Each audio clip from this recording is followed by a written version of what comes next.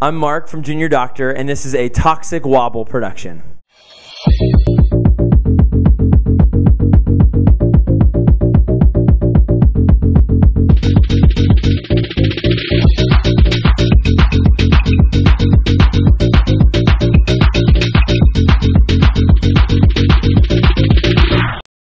Hi, I'm April, and like he said, this is a Toxic Wobble production. Now, how did you get the name of your band?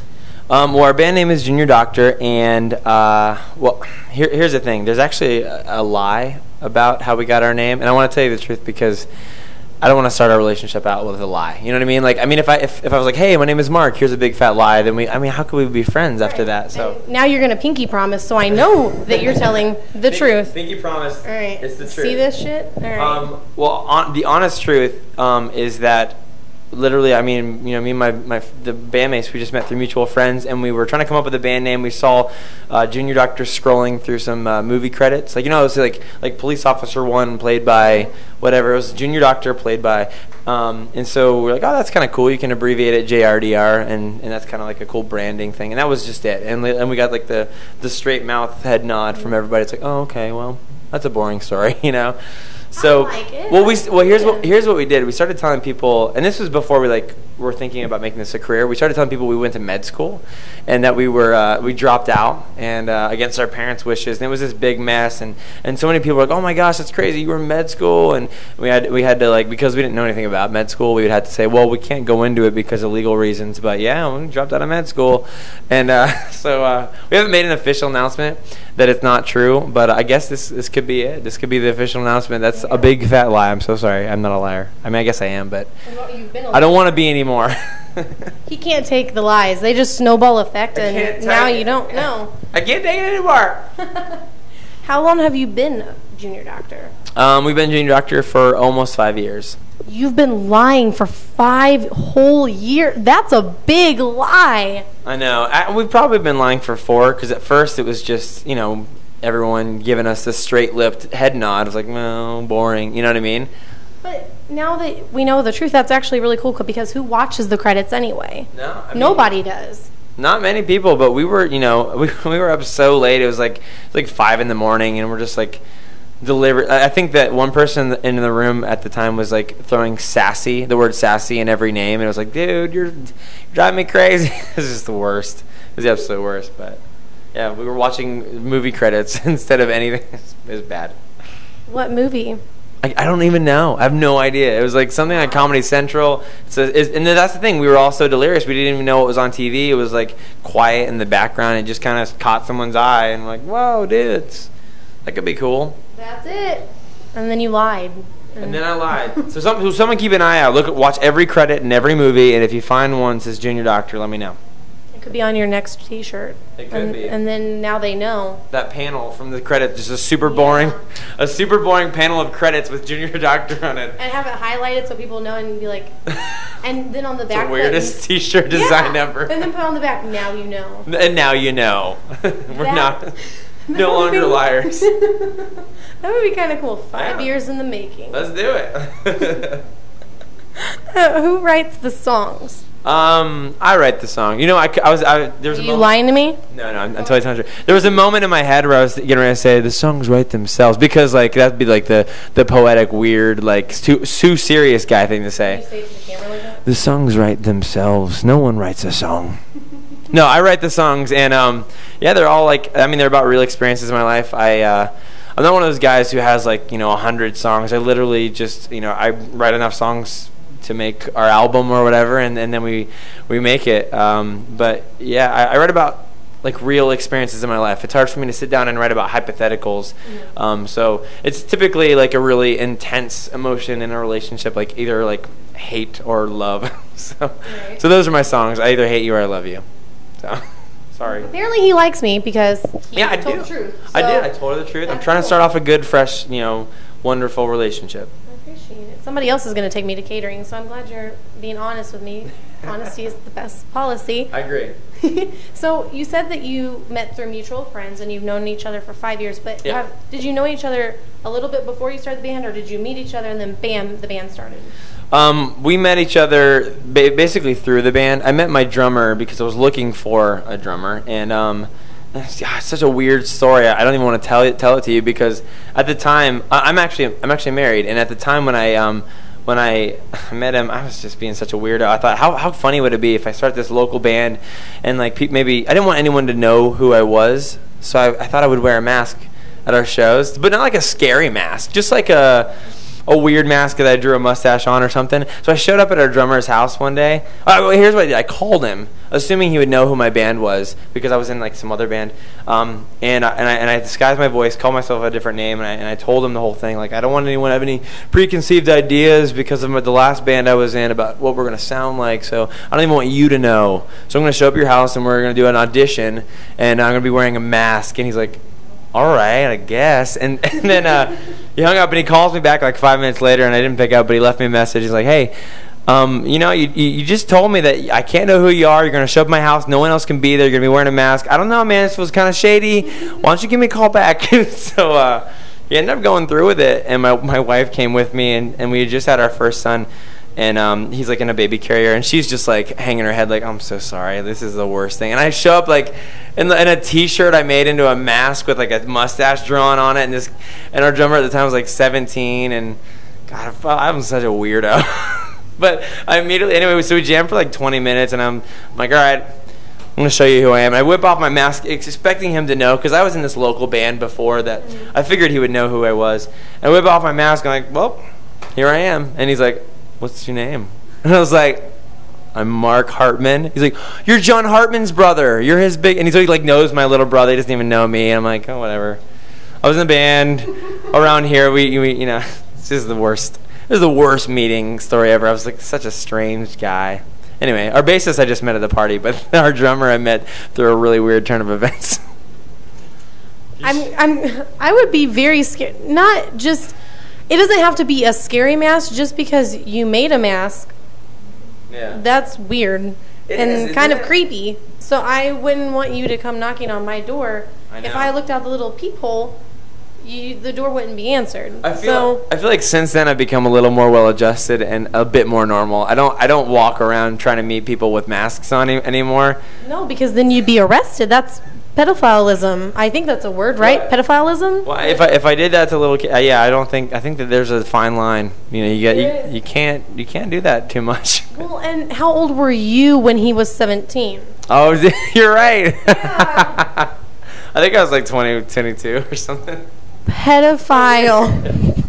And I showed up with my wife and kid, and she was just like normal, and then I was weird. I was weird as I could be, and she's like, He's like, wow, this makes me feel a whole lot better. You want to hang out in my parents' living room? And she's like, sure. You can watch TV or something. It was weird. I was so weird. Sorry.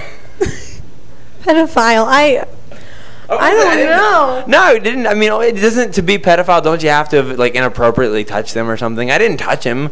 We just hung that out. We know of. We just hung out in his room and played songs. Which I guess is almost as bad. They made sweet music together. We listened to records in his room. No, this is going on a weird path, I think. Maybe we should edit this. You started it. Sorry.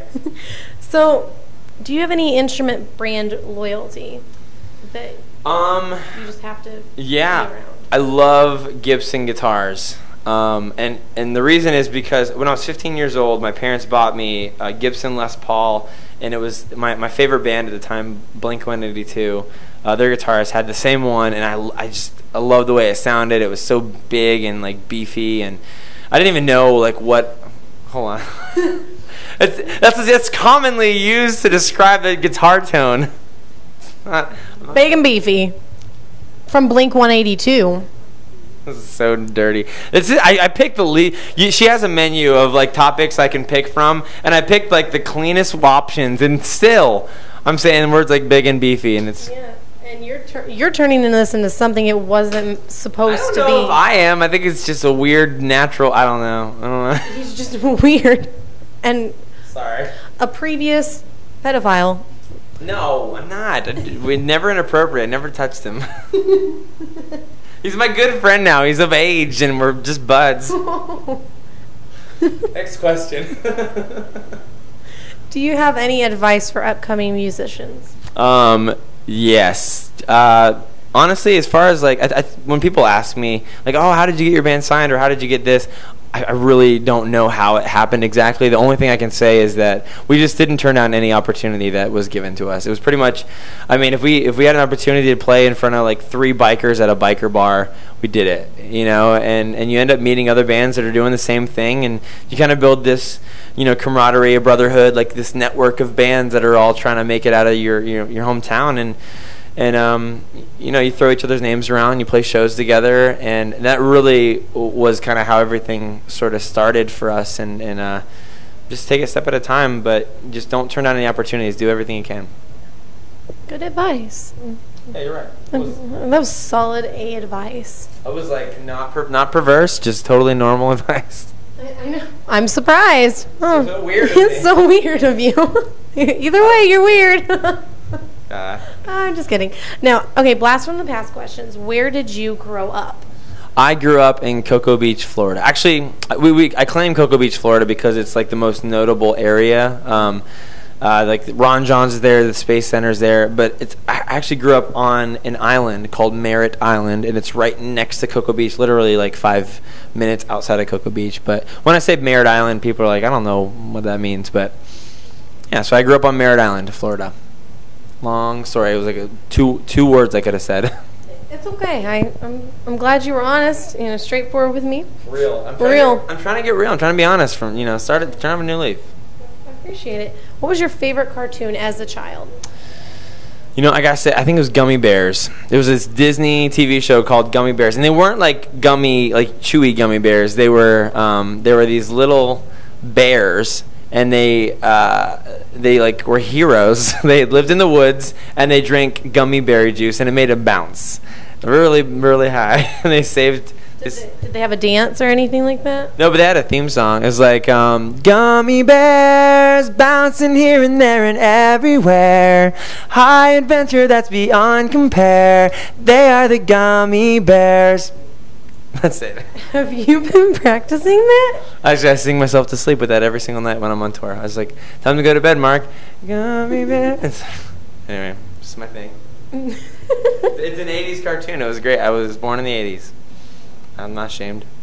I'm glad you're not ashamed. I've never heard of the Gummy Bears. You never? No. You gotta look it up, dude. They're great. I was born in 1990, right on the brink of 89. So okay. I just missed out. You totally missed it. It was good stuff, though. I mean, you probably are. You know, like I think I might hate it now if I watched it, but it was good when I watched it. Then I don't know. It's weird. Well, see, cartoons that I watch now, like All That and things like that, like they have Nick at Night, where it's back in the day cartoons, and I watch it. I'm like, why did I like this? Like, It's not good. And I think if I were to see dancing bears jumping up and down, they weren't dancing. They just, I mean, they had like a theme song. They weren't dancing. They didn't dance at all. I don't but think they so. bounced. They bounced, and it was like they like threw their feet up and like bounced on their butts, and it was like, here we go, let's go save the day, bouncing on our butts. You guys, no one's heard of this? No. My only one. It was my favorite. It was literally, it was so much my favorite that I had like this little boombox and a tape player. And I was waiting for it to come on, and I just like recorded the theme song like right up next to the TV, and then I stopped and I listened to it every night. I go to bed. That and Punky Brewster, which is not a cartoon, but I love Punky Brewster. What was your favorite toy as a kid? My favorite toy as a kid, I have to say it was I had this Superman toy, and it was the cool thing about it was he like there was this button on the back of him that like it swapped over and turned him into Bizarro Superman, which was like this, I don't know, it was like this weird like reverse Superman. It swapped his S and his head, and I just thought it was neat. It was my favorite toy. That's cool. I love Superman. He's my favorite superhero. Do you still have that toy? I don't still have that toy, but I do have a tattoo of my kids' names written in Kryptonian, like right near on the inside of my arm. And Superman's a Kryptonian, so it's his home language.